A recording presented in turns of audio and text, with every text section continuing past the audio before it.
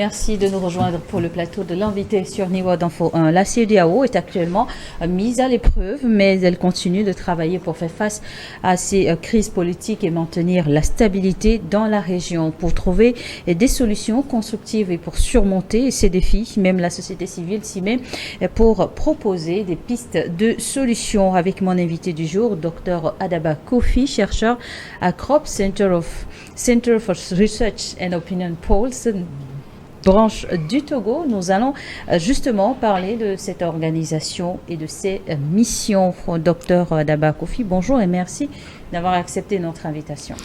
Bonjour madame, tout un plaisir pour moi. Alors, vous êtes un sociologue politique et chercheur affilié à CROP. Que savoir de cette organisation ainsi que de ses missions? Alors, CROP, c'est un think tank, un centre de recherche, de réflexion, et donc qui fait des recherches dans plusieurs domaines. Nous faisons des études. Et puis l'une de nos activités les plus connues, c'est les études Afrobaromètre. Donc CROP est le partenaire national des études Afrobaromètre au Togo. Et nous faisons des recherches par sondage. Et nous collectons les données, nous écrivons, produisons des articles. Et nous publions également des résultats de nos relatifs, et puis nous faisons des recommandations, nous analysons les politiques publiques que nous mettons à la disposition des décideurs, des médias, la société civile et la société dans son ensemble. Et principalement, vous travaillez dans l'espace CEDEAO sur des thématiques telles que la démocratie, la gouvernance et la qualité de vie des populations. Justement, ce sont des thématiques qui vont nous intéresser dans cette émission. Mais quel usage faites-vous des données sur lesquelles vous travaillez? Alors, de façon générale, les données comme chercheurs, comme un centre de recherche, quand nous faisons nos collectes, nous les analysons et nous les partageons comme je le disais. Mais je peux prendre un exemple plus précis d'Afrobaromètre qui est très connu.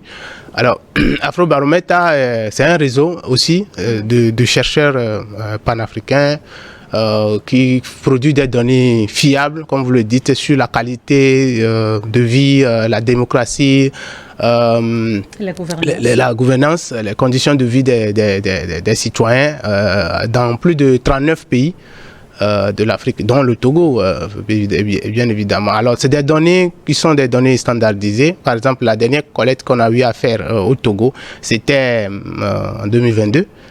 Et on a les données et comme c'est, je peux dire, une banque de données dans laquelle on puise des thématiques que nous vous dirons, par exemple les élections.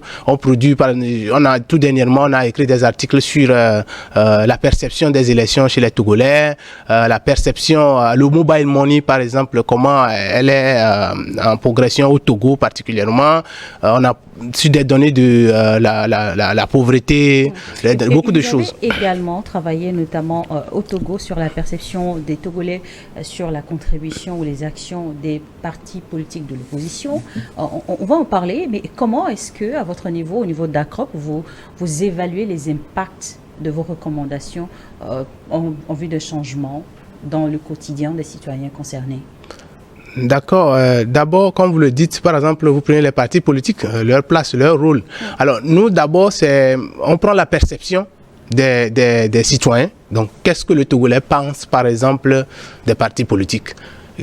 Est-ce que le rôle des partis de l'opposition ou le parti au pouvoir, qu'est-ce que les Togolais pensent? C'est des perceptions que nous maintenant nous analysons et que nous partageons avec tout le monde. Et qui vous permet de formuler des recommandations justement publiques. Mais est-ce qu'en retour, vous avez le sentiment que vos recommandations sont quelquefois prises en compte?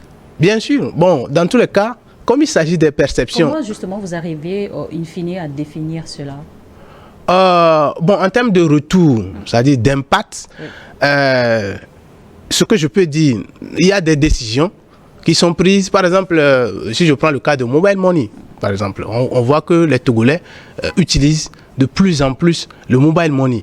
Et, que ce soit Move ou Togocell, c'est Flouzou ou bien T-Money, c'est bien utilisé.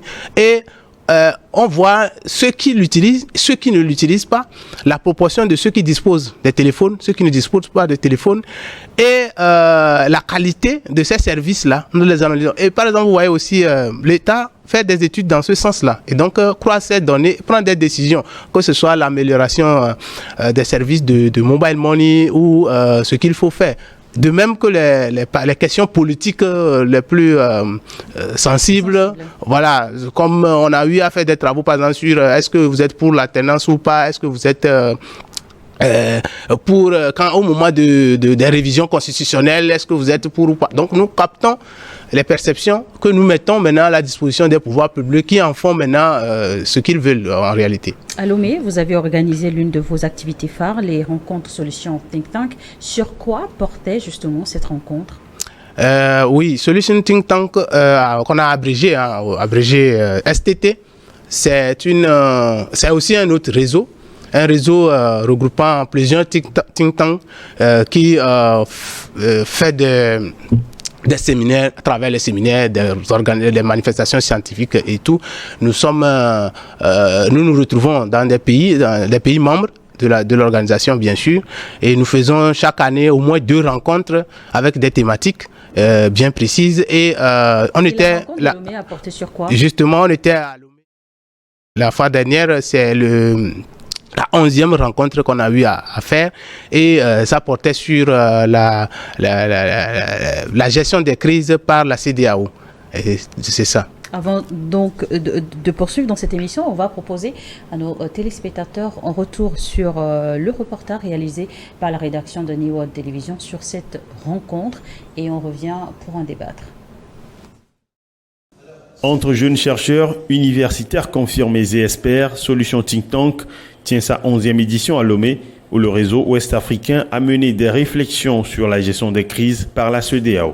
Les mêmes règles n'ont pas été appliquées durant les crises de la même manière à tous les pays. Certains ont été censés durs directement, d'autres il y a eu des dialogues, d'autres. Donc je pense il faut qu'on standardise les règles, qu'on permette à ce que les crises soient gérées de manière, comment on appelle ça, par les tests et non par l'émotion. Au bout de cette rencontre qui a duré une semaine, le réseau ouest-africain a formulé des recommandations aux différents membres de la vie sociopolitique des pays de l'Afrique de l'Ouest. L'une des propositions phares que nous avons faites, c'est que la CEDEAO puisse réformer son cadre juridique, appliquer des sanctions de manière cohérente. D'abord, privilégier des sanctions ciblées aux sanctions globales, collectives, qui de toute façon ont prouvé leur inefficacité. Et elles causent des souffrances indicibles aux populations sans pour autant atteindre l'effet escompté. La prochaine édition de Solution Think Tank se tiendra dans environ 6 mois au Bénin et promet des analyses et recommandations sur les effets du changement climatique. De retour sur ce plateau, on va donc parler de cette rencontre de Lomé qui s'est focalisée sur les crises politiques au sein de l'espace CEDEAO. On en fait référence aux séries de coups d'État, et d'après donc les discussions, les situations dans les différents pays n'ont pas été traitées de la même façon.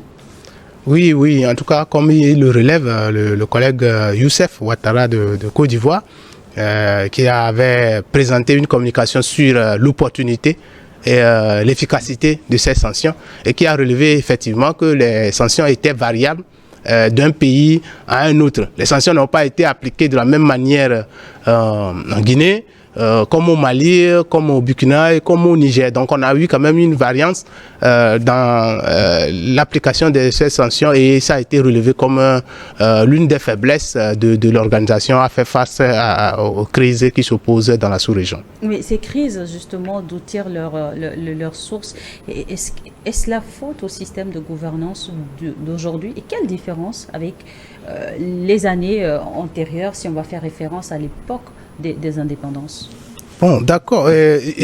C'est vraiment, je dirais, c'est vaste et profond cette question, parce que si nous partons depuis les germes des crises, en tout cas, quand on voit une crise, cela suppose que la société qui fait objet de cette crise-là, elle est malade, au fait. Donc, les maladies, les causes de ces crises que nous observons sont très profondes. Elles viennent depuis le temps de la colonisation. D'abord, les bases ou bien des facteurs les éléments ont été posés par la colonisation d'abord à travers, on sait bien que l'Afrique a été balkanisée sans aucune base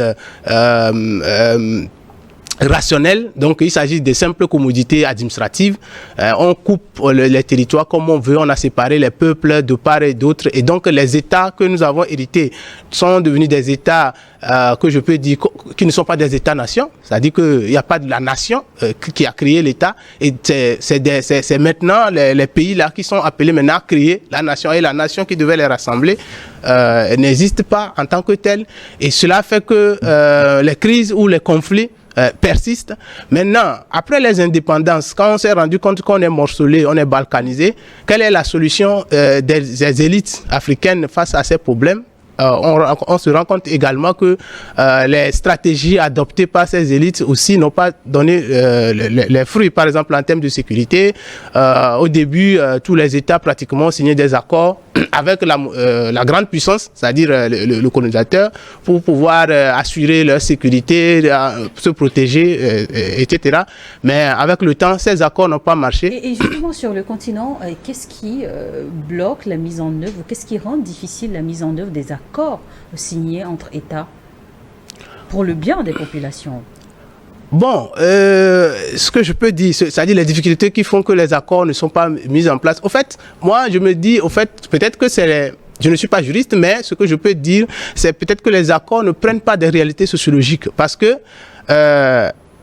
je prends l'exemple de nos associations. Nous avons plusieurs associations dans nos pays parfois. Vous avez des tests, vous avez les règlements intérieurs, mais est-ce que dans la pratique, dans les associations, nous-mêmes, en tant que, est-ce qu'on arrive à vraiment mettre en œuvre certaines de ces pratiques-là? Ça veut dire que certaines règles sont mal définies et ne s'adaptent pas à la réalité, en tout cas ne prennent pas en compte peut-être les intérêts des citoyens, et c'est ce qui fait qu'à la fin, ça ne marche pas, puisque les résultats demandés ne sont pas à la grue. Mais il faut aussi voir que les éléments sont multiples, puisqu'il y a d'autres facteurs externes qui interviennent également dans ces contrats, et d'autres facteurs internes. C'est-à-dire nous avons des problèmes à l'interne de nos États eux-mêmes, et aussi des problèmes qui viennent de l'extérieur. Vous savez, les positionnements idéologiques, qu'on soit de tel bord ou soit de tel partenaire, etc. Donc tout ça là crée des climats, à mon avis, qui fait que c'est difficile parfois de mettre des accords en exécution. Et de nouveaux vents semblent souffler sur le continent, le vent panafricaniste, mais aussi des États de nos jours qui réclament de plus en plus une vraie souveraineté. Et ce sont des solutions, d'après vous?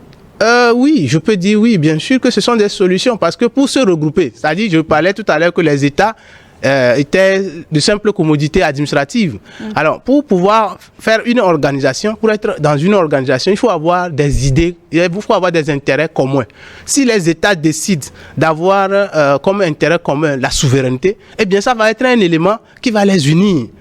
Et donc, que de divaguer sur tous les plans pour prendre des thèses après thèses, c'est-à-dire que finalement, chacun a ses intérêts particuliers, etc. Mais si on dit le but de notre regroupement, c'est uniquement la souveraineté, ben c'est un élément qui va fédérer le groupe pour aller de l'avant. Au lendemain des indépendances, les tendances étaient plus pour des partis uniques qui ont évolué vers les multi-partis. Est-ce que c'est aussi cette diversité finalement, est-ce que les États en profitent ou que parfois ça présente des handicaps? Exactement. Bon, je disais tout à l'heure que les facteurs de crise qu'on observe aujourd'hui, ça vient de là aussi. Parce que quand les États étaient balkanisés, comme je le disais, la solution pour certains, c'est de... on vient d'avoir notre indépendance. On a beaucoup de diversité. D'abord, les populations ont été opposées. Entre les ethnies, les groupes ont été opposés. Dans tout ça, là, c'est la colonisation qui a préparé ça. Quand nous avons eu nos indépendances, maintenant, il faut travailler à réunir toutes ces identités-là, tous ces problèmes-là, de sorte que, à canaliser toutes les forces, de sorte qu'on puisse atteindre le développement. C'était ça aussi le but des partis uniques, c'est-à-dire qu'on soit les partis, le multipartisme, en réalité, c'est divisé, ce n'est pas pour avoir une seule, c'est des opinions divisées. Donc, ça veut dire que canaliser toutes les forces pour qu'on puisse se retrouver dans un seul creuset et travailler pour le développement. C'était ça le but des partis uniques. Mais le problème est qu'à la fin, on n'a pas eu ces résultats-là parce que il y a eu des dérives dictatoriale où il n'y avait pas de liberté d'expression. C'est comme un système qui est rigide, c'est-à-dire une boîte dans laquelle on ferme tout le monde et le jour où, puisqu'il y a des mouvements à l'intérieur, le jour où ça explose, ça devient... Et donc on a connu les crises de 1990 qui étaient plus intense pour la revendication de la démocratie et tout ce qui va avec. Donc, les partis uniques étaient conçus pour régler des problèmes, mais malheureusement, à la fin, on n'a pas pu arriver à ces résultats. Et au finish, on va à un nouveau système qui est le multipartisme. Et la CEDEAO même a suivi cette trajectoire, impacte également sur la trajectoire de la CEDEAO elle-même. Vous avez évoqué les dérives. C'est ça peut-être aussi qui a mis à mal sur le continent les démocraties? Bon, en tout cas, démocratie, tout le monde sait que c'est un système, c'est un idéal et que les États, à chaque société, travaillent pour y parvenir. Bon, ça veut dire juste que on n'a pas un point fixe à dire que voilà, on est à tel point et donc on a atteint les résultats voulus. Donc c'est toute une construction perpétuelle et donc nos États font des efforts en tenant compte des réalités qui sont là et les problèmes de compréhension, les problèmes de culture, les problèmes de socialisation, tout ce qui va avec notre éducation et tout ça là, ça devient ce que nous vivons et ça devient notre réalité et puis voilà. Je ne suis pas sûr qu'il y a un pays au monde où les citoyens sont totalement satisfaits que leur démocratie est au top. Hein. Bon, ça, c'est mon point de vue personnel. Et vous avez travaillé sur le statut des partis d'opposition. Et qu'est-ce qu'il en est ressorti, par exemple, dans le cas togolais? Bon, le cas togolais, c'est qu'on peut voir clairement que les Togolais font plus confiance, de façon générale, hein, vous prenez les années, les Togolais font plus confiance aux partis au pouvoir qu'aux partis de l'opposition. Ça, c'est un fait. Qu'est-ce qui s'est passé? Où est-ce que les partis d'opposition ont peut-être fait de faux pas? Bon, la confiance des populations. D'accord. Sur ce, on n'a pas fait je n'ai pas fait personnellement, on n'a pas fait une recherche approfondie pour pouvoir expliquer, mais peut-être c'est une opinion que je peux donner, juste parce que quand vous êtes quelqu'un, on attend beaucoup plus de vous et qu'à la fin on n'a pas les résultats. Bon, c'est comme voilà, la population attend beaucoup des partis de l'opposition, mais au finish, les résultats ne sont pas là. Donc, la sanction, elle est plus sévère qu'envers celui qui est déjà au pouvoir. Bon, c'est ça, ce n'est que mon point de vue. C'est ce que je pense qui expliquerait le fait que les populations fassent plus. En plus, il faut aussi reconnaître que c'est plusieurs oppositions, c'est pas une unité.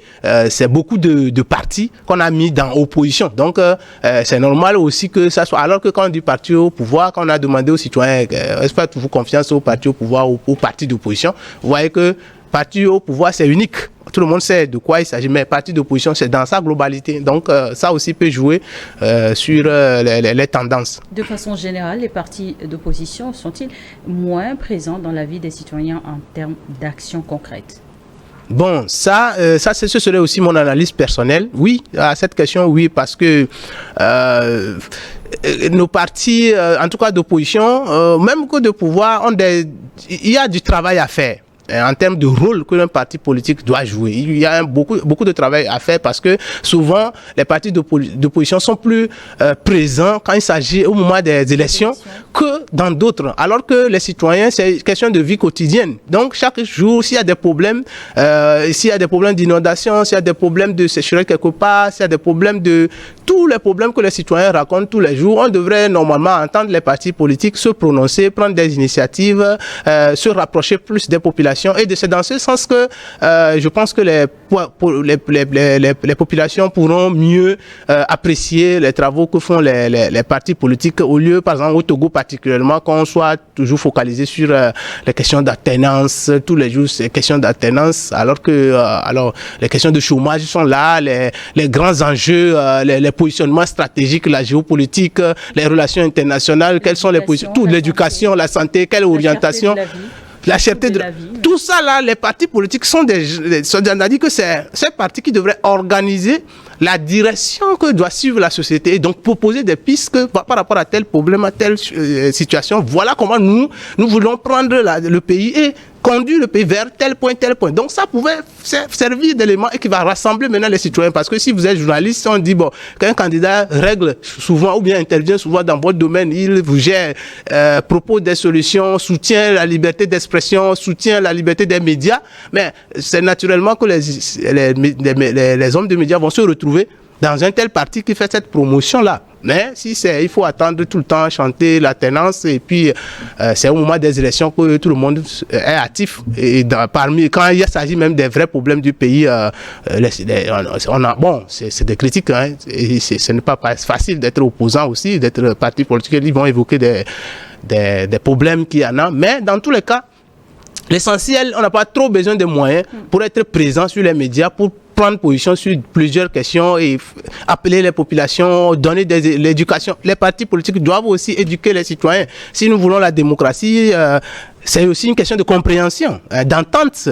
Voilà, il n'y a pas de parfait, il n'y a pas quelque chose de tout à fait parfait, mais c'est une question de consensus. Chacun s'entend, et puis voilà, la majorité l'emporte, ou ce qui va dans l'intérêt général l'emporte, et c'est un peu ça.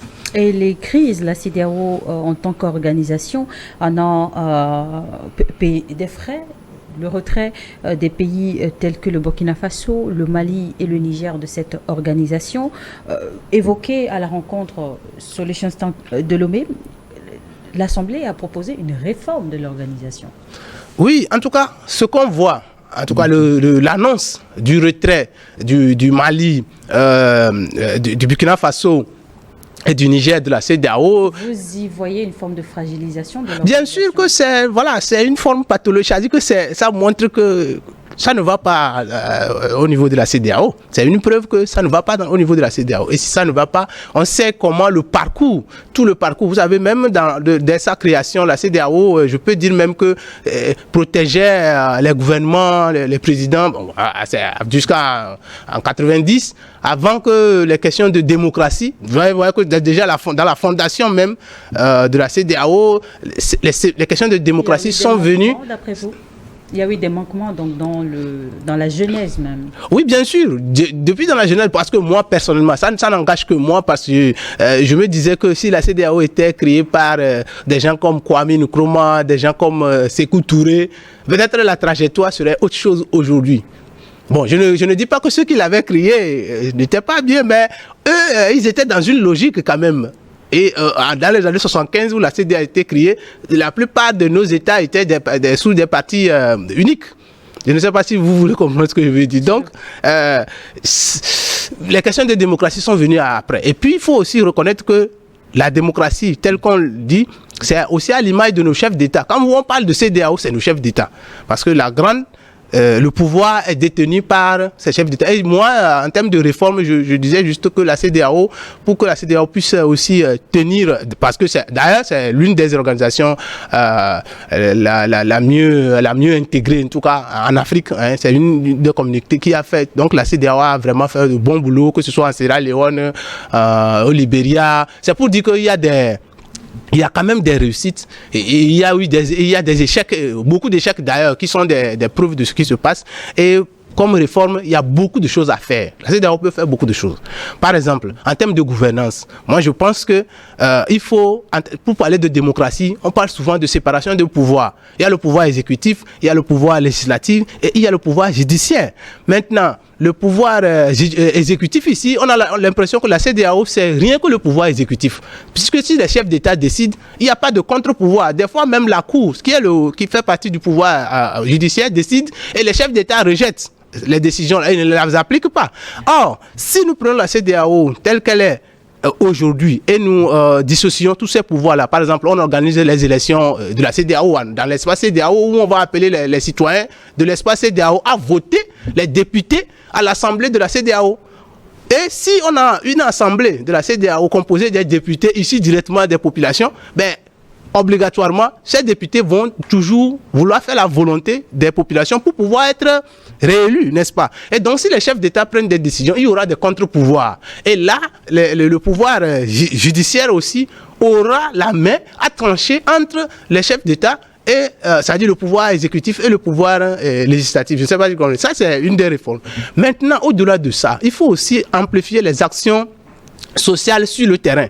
La CEDEAO, vous voyez, la CEDEAO peut financer les écoles, les ponts, les routes, la route de la CEDEAO. Bon, on met les effigies, les drapeaux, il y en a, mais il faut combien connaissent le drapeau de la CEDEAO par exemple. Donc il faut faire une communication aussi intense dans ce sens, de sorte que les populations puissent s'approprier de ce qu'est réellement la CEDEAO et non rester intervenir juste quand il s'agit des questions ou des fois même agir contre les intérêts des populations, parce qu'on a compris que quand on prend même les sanctions, certaines sanctions économiques qui fragilisent les économies nationales. Quel regard justement, quelle analyse faites-vous de ce bâton qu'utilise très régulièrement l'organisation? Bon, en tout cas, la communication du collègue, le collègue Youssef, qui avait fait une très bonne présentation sur l'opportunité ou l'efficacité des sanctions, et il a bien relevé que c'est important de sanctionner. On ne peut pas être une organisation et ne pas sanctionner. Même ceux qui veulent créer, ou bien ceux qui vont vers une nouvelle organisation, par l'AES, tant que des humains se mettent ensemble pour faire ou pour atteindre un but donné, ils se doivent des sanctions. Que ça soit des sanctions. Quand on dit sanctions, ce n'est pas forcément quelque chose de négatif. Il y a les sanctions positives, il y a les sanctions négatives également. Donc, il faut forcément sanctionner. Ça, c'est le premier point sur lequel tout le monde devrait être d'accord. Mais les sanctions, de quelle manière? Quelle opportunité? Quelle efficacité? Donc, les sanctions qui touchent, contrairement aux populations, devraient être mises de côté et cibler les auteurs uniquement des troubles, en fait. Donc, si il y a des gels, des avoirs de ceux qui sont les auteurs des troubles, on a toute panoplie de sanctions, on interdit le voyage, mais il y a d'autres sanctions qui sont contre-productives dans la mesure où ça frappe ou bien ça touche plutôt les citoyens et non ceux qui sont les auteurs. Par exemple, si un militaire fait un coup d'État, bon, ça n'a ce n'est pas la faute à un citoyen lambda quelque part. Ce n'est pas la faute à celui qui travaille, par exemple, dans la CEDEAO en tant que citoyen malien, en tant que citoyen burkinabé. Si on l'enlève là, bon, ben, il est sanctionné à cause de ce que quelqu'un d'autre a fait. Donc, au fait, c'est ça. Ces sanctions, il y en a qui sont bonnes, il y en a qui ne sont pas vraiment opportunes, je veux dire. En visite ce jeudi à Bamako et à Ouagadougou, le nouveau président sénégalais Bassirou Diomaye Faye et donc a aussi évoqué la question du retrait des États de l'AES de la CEDEAO, mandaté d'ailleurs aussi par le président nigérien, président en exercice de la CEDEAO, pour justement assurer la médiation pour un retour des trois pays au sein de l'organisation mère. C'est une position que vous partagez? Bon, je suis un peu, en tout cas, partagé parce que, en fait, on veut faire union, ok? Si nous décidons de nous mettre ensemble, c'est une question de volonté. C'est pas une question d'obligation. C'est pas une question de force. Si vous voulez que les gens soient ensemble, on ne va pas les forcer à être ensemble. Autrement, ça ne peut pas marcher.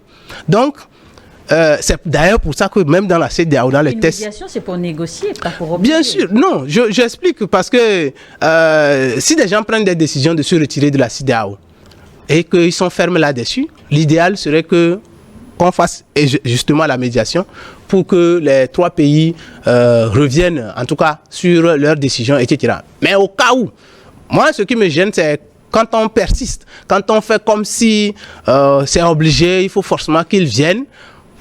Parce que vous soyez dans la CEDEAO ou pas, il y a des avantages. Celui qui est dedans aussi a des avantages. Celui qui n'est pas... Bon, voilà, donc chacun a à peser ses avantages et à faire son choix. De mon point de vue, forcer ou bien faire toujours faire la cour pour que les États de l'AES reviennent dans la CEDEAO, bon, je n'en sais rien parce que toutes les organisations évoluent. La CEDEAO peut évoluer. On a... ça peut évoluer, les réformes peuvent continuer. Sans les trois pays. Oui. Au sortir des solutions think tank de Lomé, quelles sont les prochaines étapes pour vous? Vous avez formulé des recommandations pour la gestion, en faveur de la gestion des crises par la CEDEAO. Quelles sont les prochaines étapes? D'abord, avant d'aller vers les prochaines étapes, je voudrais aussi préciser que tout ce qu'on a fait ou tout ce que nous produisons comme travail, idées se trouvent sur le site de Solution Think Tank. Si vous tapez le Solution Think Tank, vous allez voir, et nos articles des différents pays, des différents experts sont publiés sur le site. Donc on peut avoir accès à toutes ces données-là pour avoir la profondeur de tout ce qui est discuté, toutes les idées, toutes les propositions. Mais la prochaine étape, comme on l'avait dit dans le reportage tout à l'heure, c'est le Bénin.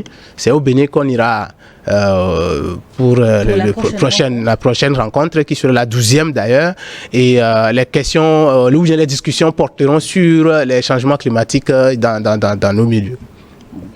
Le changement climatique, c'est aussi une préoccupation de l'heure. Bien sûr que nous avons les inondations sont là, beaucoup de choses qui sont là, et notre environnement, dans tous les cas, on n'a pas le choix. L'être humain doit gérer son environnement de sorte que les prochaines générations puissent aussi être confortablement dans leur milieu. On ne doit pas, nous, aujourd'hui, à travers nos actes, compromettre la vie de la génération prochaine. Donc, dans ce sens que les questions du changement climatique aussi sont très importantes. Et les Solutions Think Tank sont des rencontres entre experts, mais quels sont les autres profils qui peuvent avoir ou sinon peuvent être invités? Ah, d'accord. Bon, au fait, Solution Think Tank là est composé de plusieurs centres. Comme vous allez voir, le centre de recherche politique d'Abidjan, il y a le Chatham House du Royaume-Uni, il y a le CIRES de l'université Félix Houphouët-Boigny, Côte d'Ivoire, il y a le Konrad Adenauer basé à Côte d'Ivoire, il y a le Social Watch de Bénin, il y a également le Stade View international basé en Guinée et en Sierra Leone, il y a également comment on appelle le CAPES au Burkina Faso. Il y a le think tank citoyen Wati qui est au Sénégal. Donc, vous voyez, toutes ces organisations-là ont des experts, que ce soit sur les questions économiques, démographiques, sociales, questions de gouvernance, les questions sociales, en tout cas, de tout genre, concernant les sciences sociales. Il y a tous ces experts-là et qui abordent les sujets de façon aussi différente que les profils. Aurez-vous un message à adresser à nos téléspectateurs? Je vous remercie d'abord et j'invite les téléspectateurs à fouiller sur nos sites, le Solution Think Tank, pour découvrir davantage tout ce que nous faisons. À aller également sur le site de CROP, www.cropafrica.org, pour voir tout ce que nous faisons. Également sur le site d'Afrobaromètre, où on publie beaucoup de choses sur le Togo, que ce soit le point de vue économie, politique, élection. Nous faisons beaucoup de travaux sur ça. Et je tiens également à remercier le directeur Hervé Akinoso de CROP qui a chapeauté ou bien qui a été le président de l'organisation de cette rencontre, et également monsieur le cadet qui a été associé également avec CROP, et on a organisé cette rencontre. Et merci à tous ceux qui ont participé d'une manière, les experts invités également, nous les remercions sincèrement. Et nous vous remercions vous également, docteur Daba Kofi, chercheur affilié à CROP, d'avoir accepté notre invitation sur ce plateau et d'avoir partagé avec nous les travaux de Solutions Think Tank de Lomé. Merci à vous également de nous avoir suivis dans ce numéro de l'invité.